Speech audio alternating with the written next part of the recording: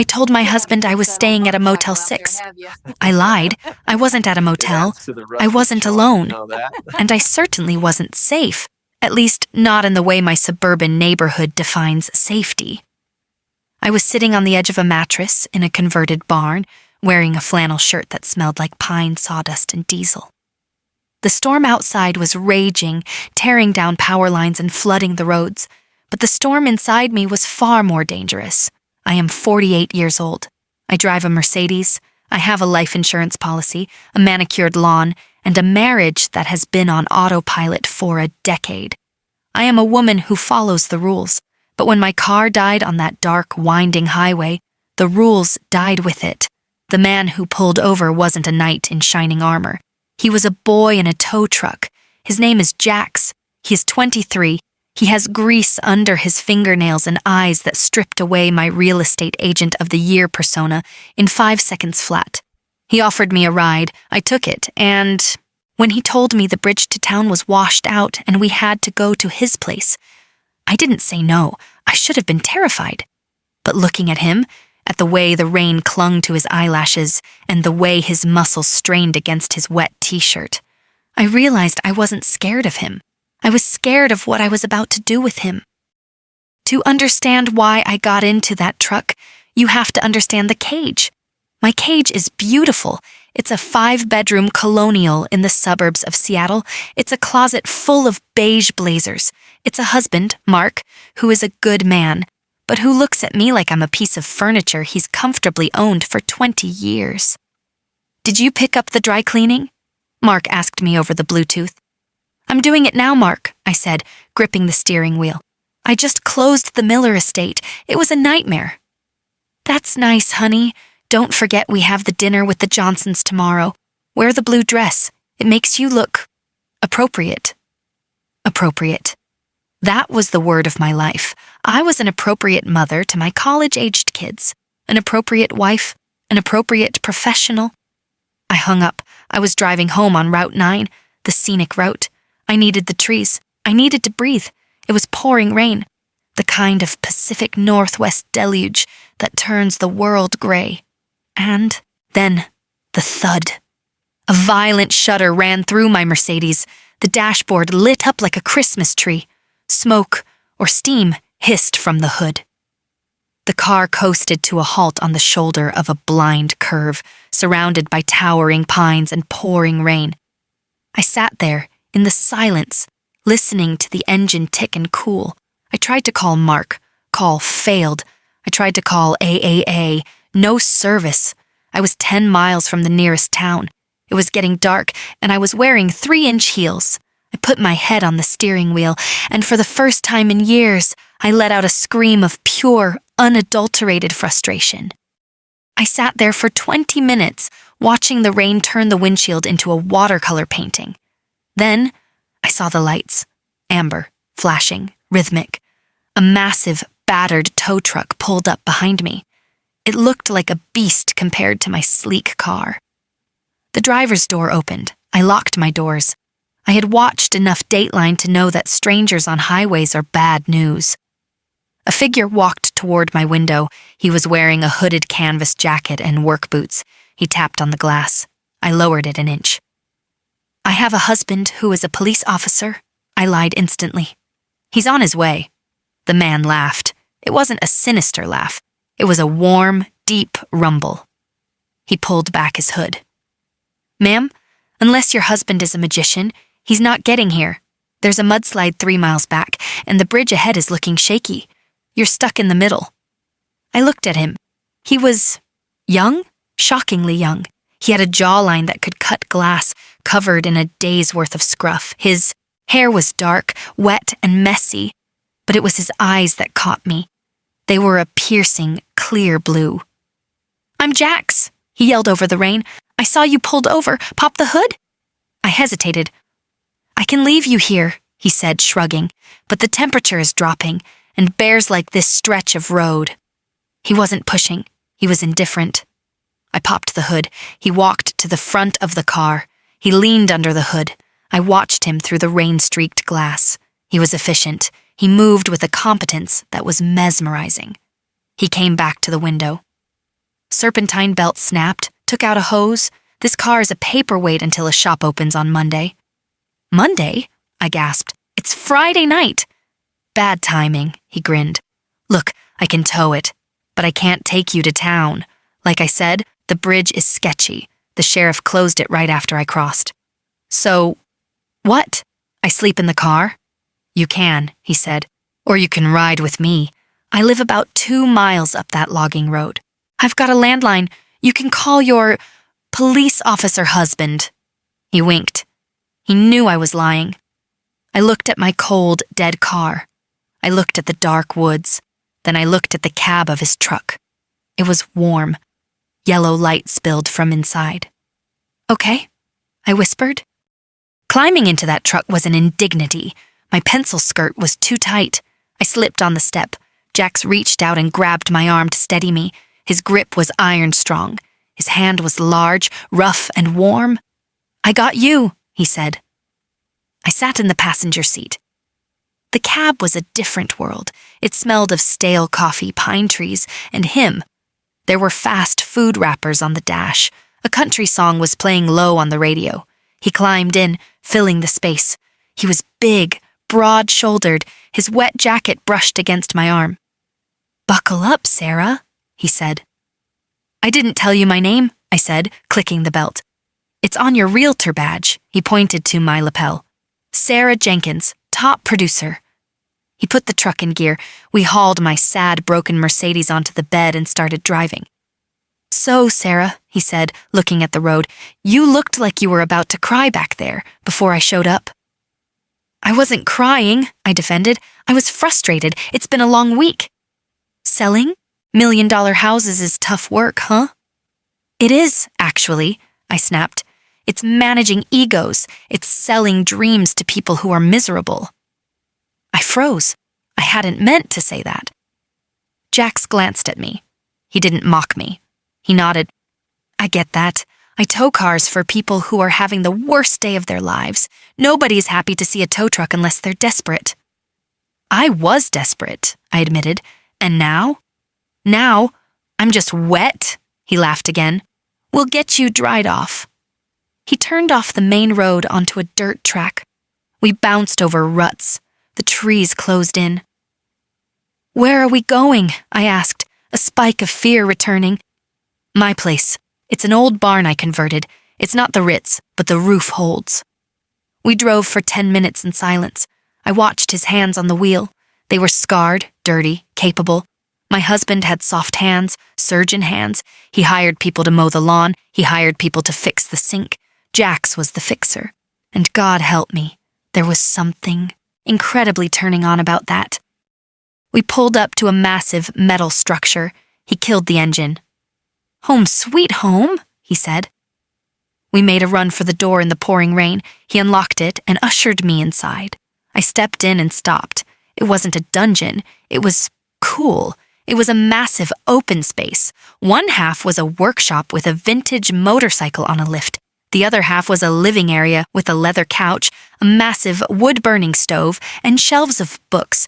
It was rugged, masculine, and surprisingly clean. Welcome to the bachelor pad, he said, shaking the water off his hair like a dog. He walked over to the stove and threw a log in. The fire roared to life. You're shivering, he noted. I was. My silk blouse was soaked. My skirt was plastered to my legs. Do you have a towel? I can do better, he said. He walked to a dresser and pulled out a stack of clothes. Bathroom is through that door. Hot water tank is small, so make it quick. Here. He tossed me a bundle, a pair of gray sweatpants, and a red flannel shirt. They'll be huge on you, he grinned, but they're dry. I went into the bathroom. It was basic, industrial concrete floors. I looked at myself in the mirror, mascara running, hair frizzy, pale. I looked 48. I stripped off my expensive suit, my armor. I washed my face. I put on his clothes. The sweatpants rolled up 3 times at the waist. The shirt hung to my knees. I smelled the fabric. It smelled like him. Cedar, diesel, laundry detergent. I inhaled it deeply, feeling a strange fluttering in my stomach. When I walked out, Jax was in the kitchen area. He had changed too. He was wearing jeans and a black t-shirt that clung to his chest. He was barefoot. He was brewing coffee in a French press. He turned and saw me. His eyes traveled from my bare feet up to his oversized shirt, resting on my face. He stopped smiling. The air in the room grew heavy. "You look better in my clothes than I do," he said softly. "The phone," I reminded him, my voice cracking. "Right, on the wall." I walked over to the old-school corded phone. I dialed home. "Hello?" Mark answered. I could hear the TV in the background, the golf channel. "Mark, it's me." "Sarah, where are you? You're late. The roast is dry." The roast! I was stranded in a storm, and he was worried about the roast. "My car died, Mark. The engine blew. I'm stuck." "Stuck? Where? Did you call AOA?" "I have no signal. I'm on a landline." I looked at Jax. He was leaning against the kitchen island, arms crossed, watching me. He could hear every word. "I'm at a motel," I lied. The words tumbled out before I could stop them. "The Motel 6 off the highway. The roads are flooded, Mark. I can't get home." "Well, that's great," Mark sighed. "What about the car?" "The car is being towed." "To the dealer? Make sure it goes to the dealer, Sarah. I don't want some hack working on it." Jax raised an eyebrow. He took a sip of his coffee, his eyes mocking me. "I'll handle it, Mark. I'll be home tomorrow." "Fine. Stay safe. I'm going to bed." Click. He didn't ask if I was okay. He didn't ask if I was scared. I hung up the phone. I felt a tear slide down my cheek. Jax walked over. He didn't say a word. He reached out and handed me a mug of coffee. "He didn't ask if you were hurt," Jax said quietly. "No," I whispered.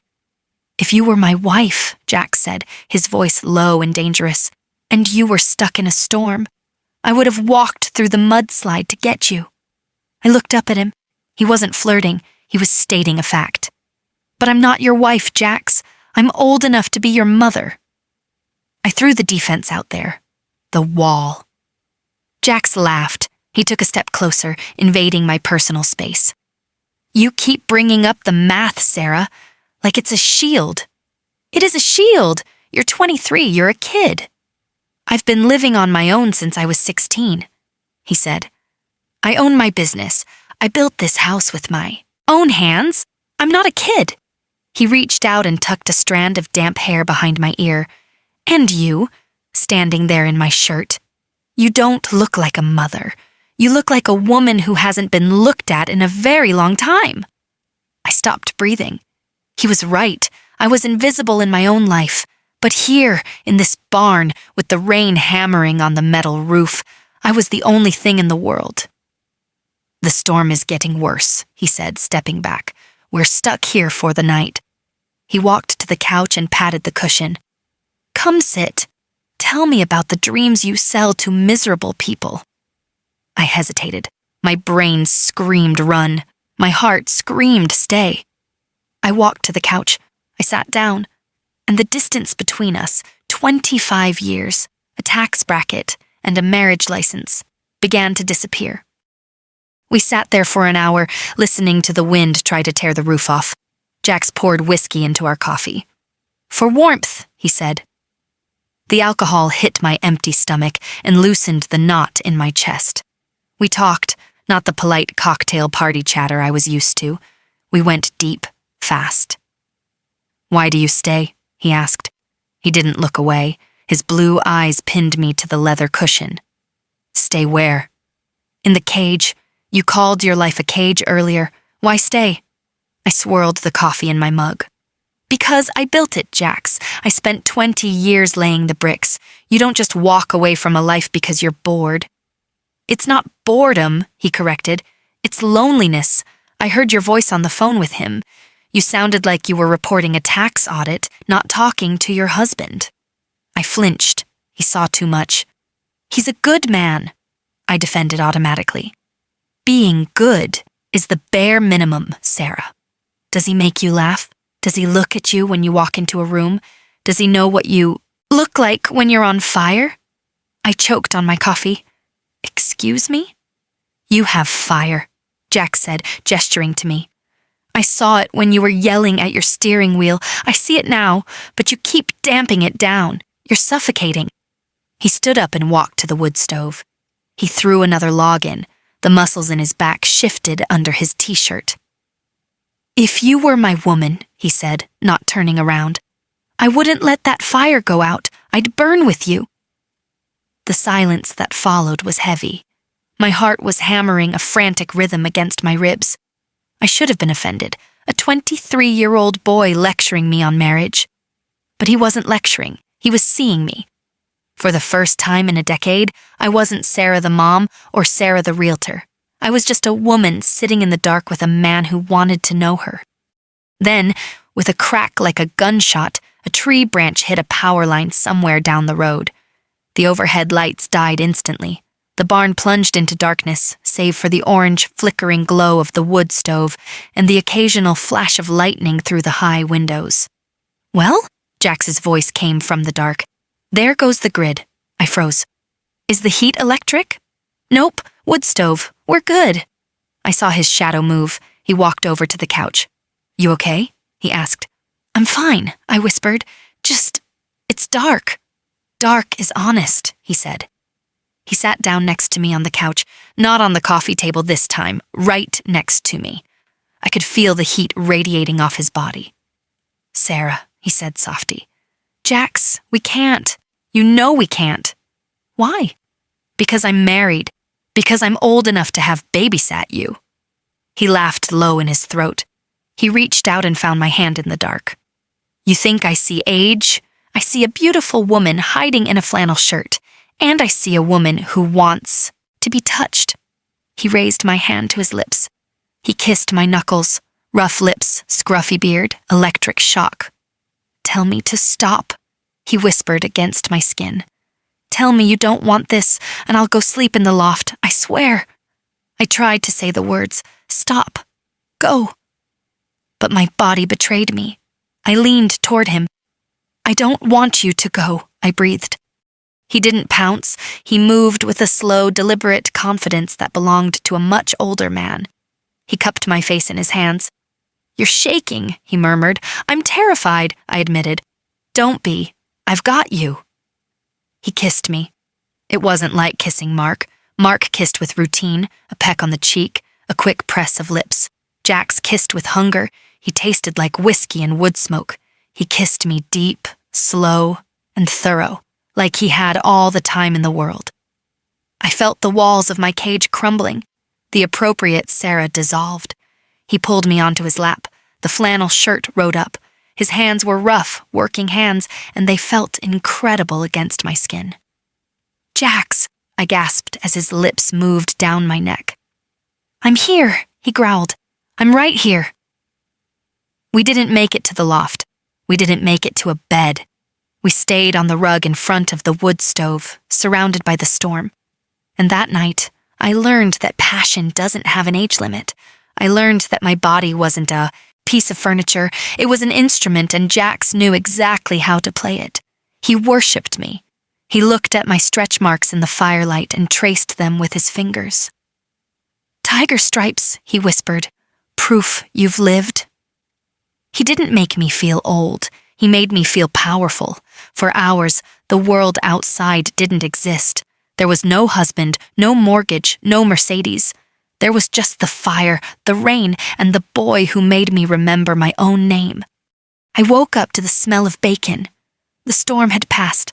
Sunlight was streaming through the high windows, illuminating the dust motes dancing in the air. I was lying on the rug, wrapped in a heavy handmade quilt.